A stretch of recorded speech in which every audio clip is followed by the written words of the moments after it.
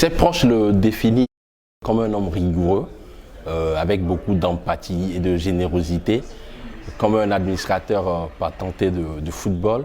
Celui qui nous reçoit, bien évidemment, dans cet entretien exclusif aujourd'hui préside à la tête de la Fédération nigérienne de football depuis le 25 juin 2009.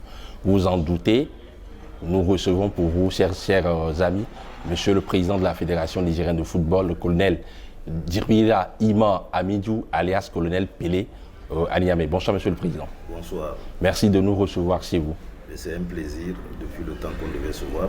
C'est une opportunité aujourd'hui qui s'offre à nous deux pour pouvoir échanger.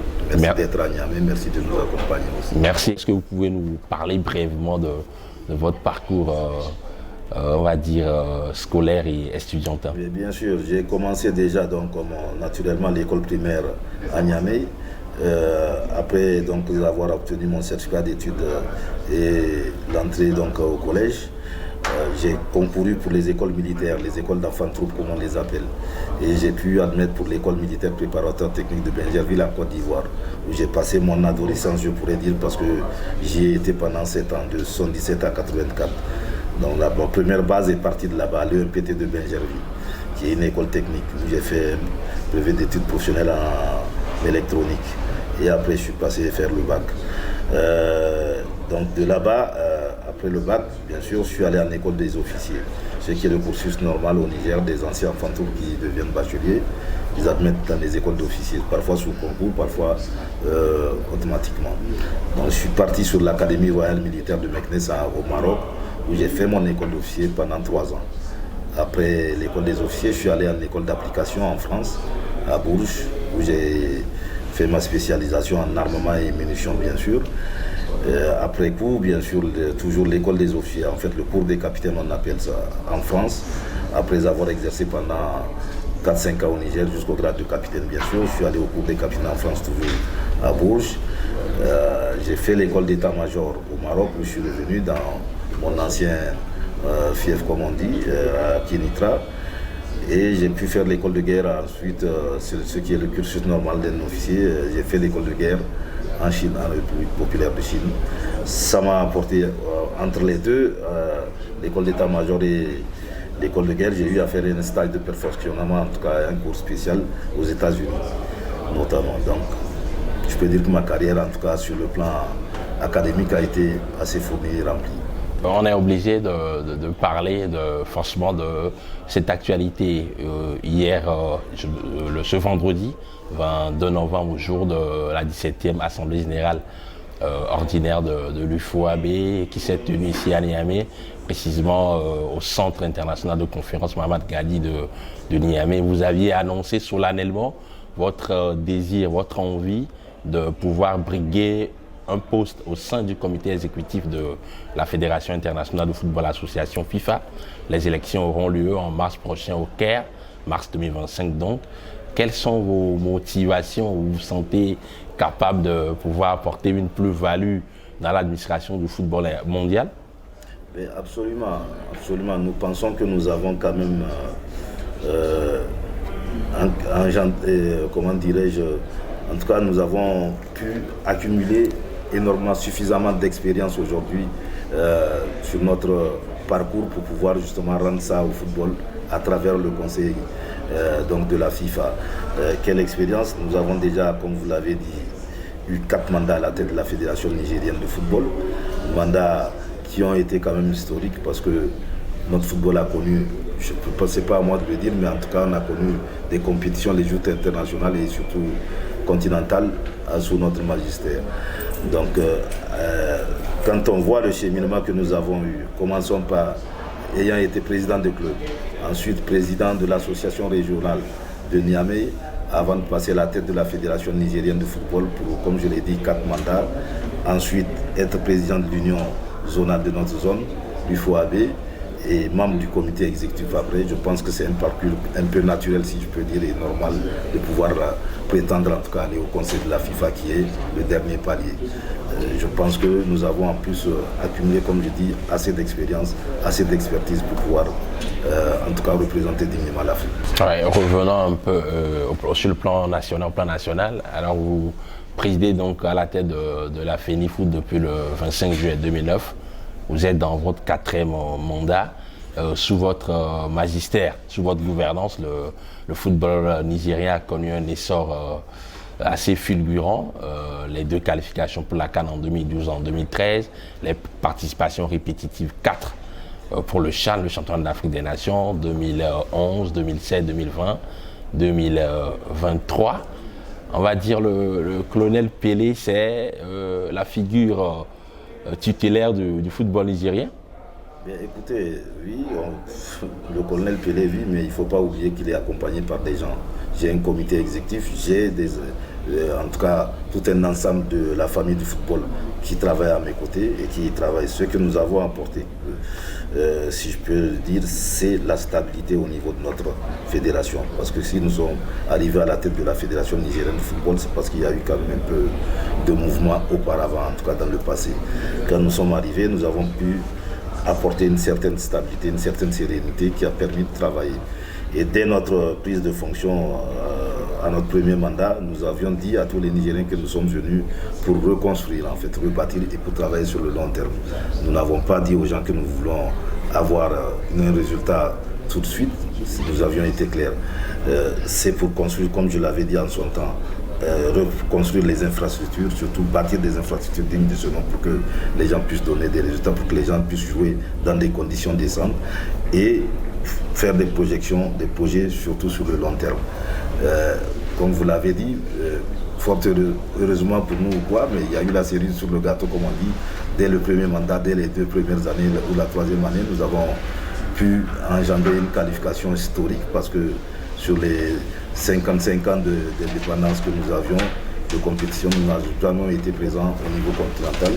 C'est-à-dire sur le gâteau, nous avons pu nous qualifier pour une première fois historiquement à la Coupe d'Afrique des Nations en battant pas des moindres puisque nous avions éliminé en son temps l'Afrique du Sud et l'Égypte. Donc ce n'était pas une petite affaire. Donc ça a permis en tout cas de recréer encore une dynamique et de faire rejaillir la passion de ce football qui dormait dans les petits Nigériens et dans les enfants nigériens. Cette passion est repartie de plus belle. Et aujourd'hui, je pense que le football, quand même, ça fait certes du bruit, mais la passion est là, la passion est réveillée.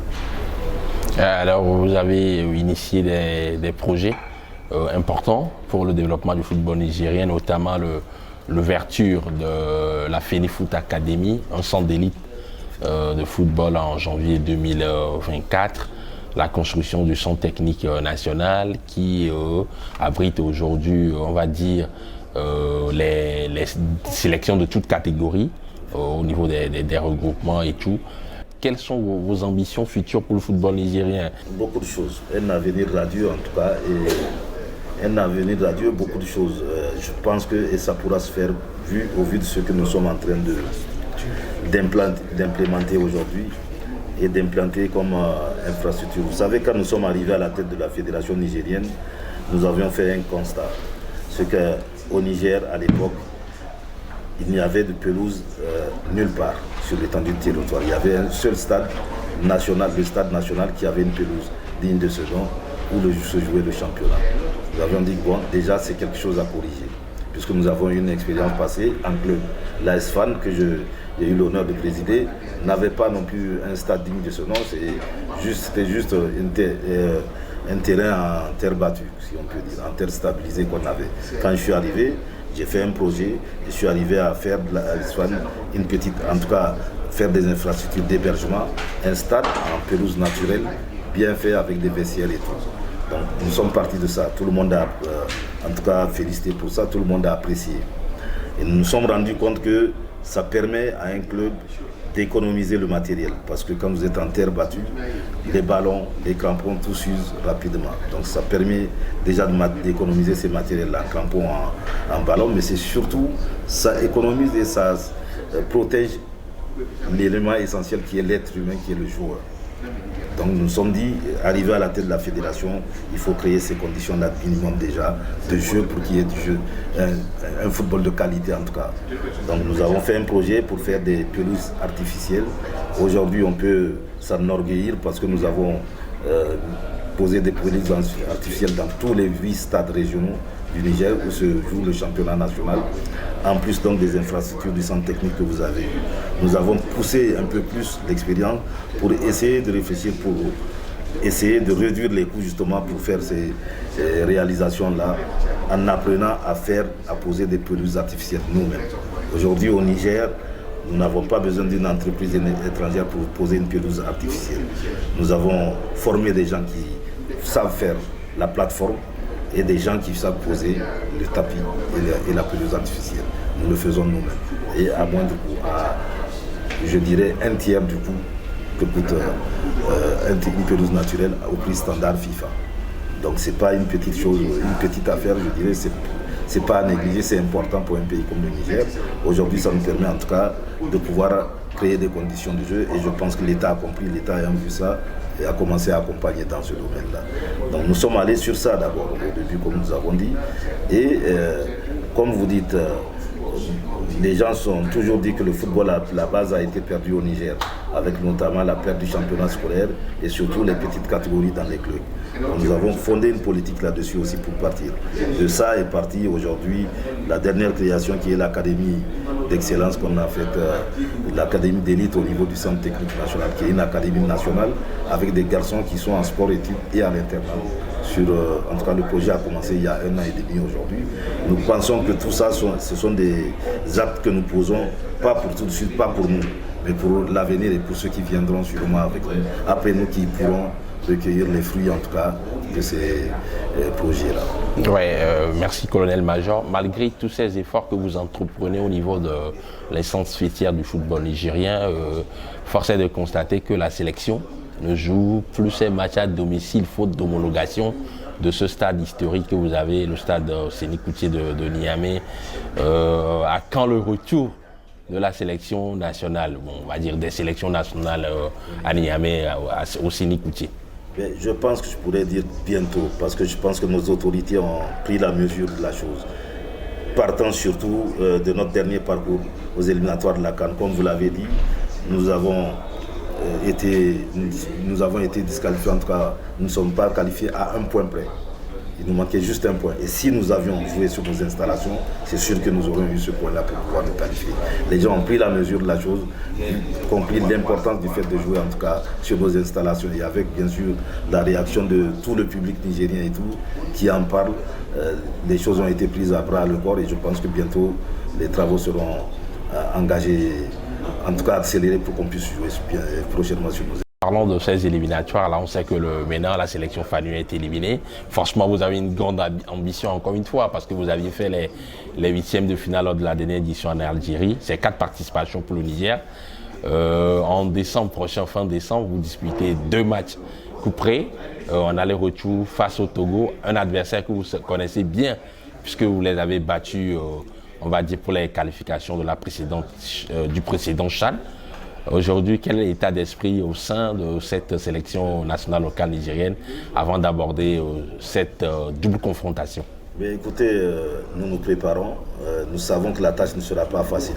C'est vrai que même la dernière édition, c'est le Togo que nous avions affronté pour pouvoir nous éliminer, pour pouvoir nous qualifier. Mais il faut reconnaître que cette année, la tâche ne sera pas facile parce que nous savons que l'équipe nationale locale du Togo, l'équipe CHAN, est en jambes en tout cas et en compétition parce qu'elle est largement composée par deux clubs du Togo qui ont joué la Champions League et la Coupe de la Confédération et qui sont allés assez loin en tout cas, donc qui ont une assise, une certaine base. Donc ça, sur la tâche ne sera pas facile, mais nous allons bien sûr faire tout pour essayer de se qualifier encore une fois plus. Ouais, surtout avec il y a une crue, il y a véritablement une horde de joueurs talentueux qui évoluent dans le championnat et qui ont l'expérience de la sélection.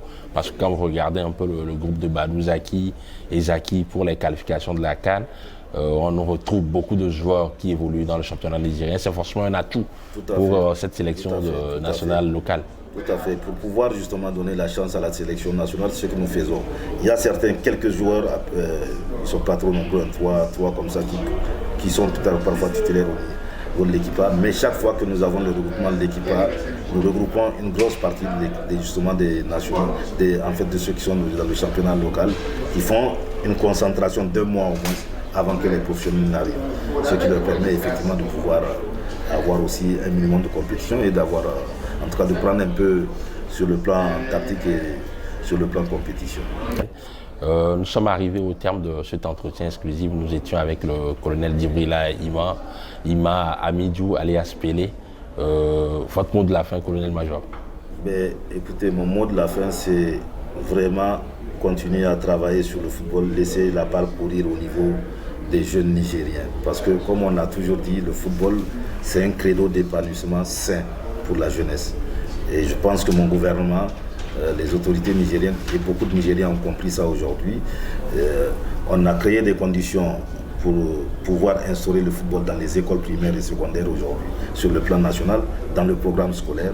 C'est une chose extraordinaire et je suis sûr que dans 10 ans, les Nigériens se rendront compte en tout cas des résultats de ce que ça donnera, du boom que ça apportera.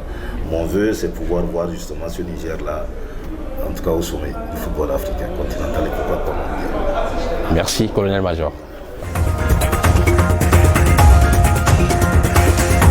Voilà qui met un terme à notre premier numéro d'Autour du sport. J'espère que vous avez apprécié. Rendez-vous la semaine prochaine sur Niwad Info pour un nouveau numéro.